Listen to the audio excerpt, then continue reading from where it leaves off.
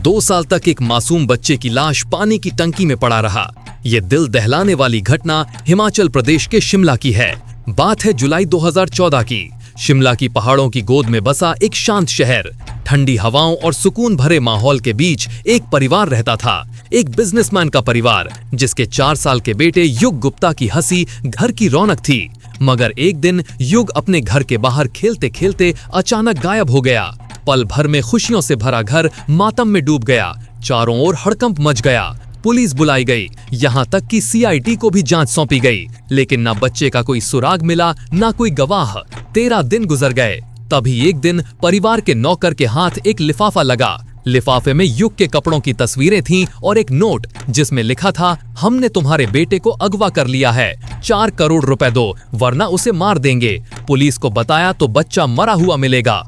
अगले कुछ हफ्तों में ऐसे 4 और रैंसम लेटर आए। मांगी गई रकम 4 करोड़ से बढ़कर 10 करोड़ तक पहुंच गई। लेकिन अजीब बात थी, ना कोई फोन कॉल आया, ना कोई पैसे लेने पहुंचा। पूरा शिमला शहर इस घटना से उबल पड़ा। मासूम युग के लिए लोग सड़कों पर उतरे, प्रदर्शन हुए, मीडिया ने इस मामले को जोर शोर से उठाया। फिर भी युग का कोई अता पता नहीं चला। समय बीतता गया, पुलिस के हाथ खाली रहे। फिर आया 2015। अचानक शिमला के एक इलाके में जॉन्डिस की बीमारी फैलने लगी। लोग बीमार पड़ने लगे, अस्पतालों में भीड़ बढ़ने लगी। देखते देखते करीब 1000 लोगों की मौत हो गई।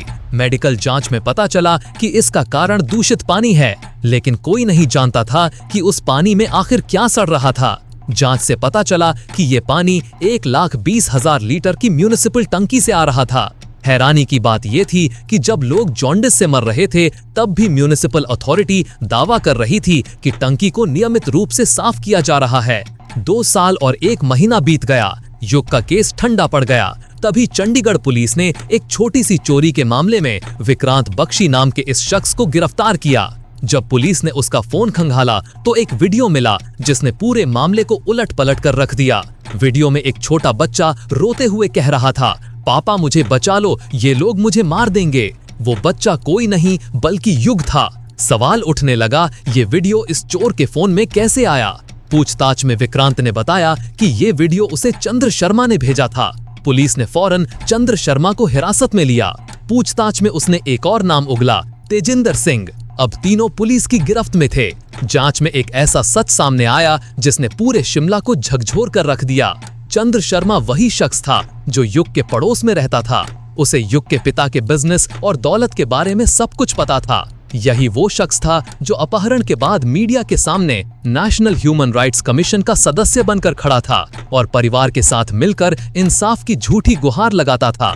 विक्रांत बख्शी और तेजिंदर सिंह ने मिलकर युग का अपहरण किया और फिरौती वसूलने की साजिश रची।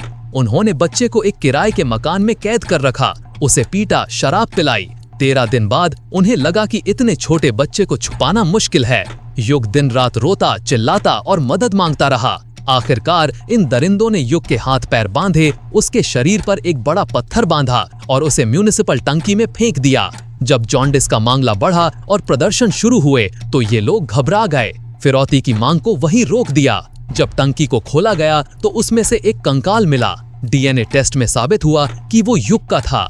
कोर्ट ने तीनों को फांसी की सजा सुनाई, लेकिन 2025 में हाई कोर्ट ने फैसला पलट दिया।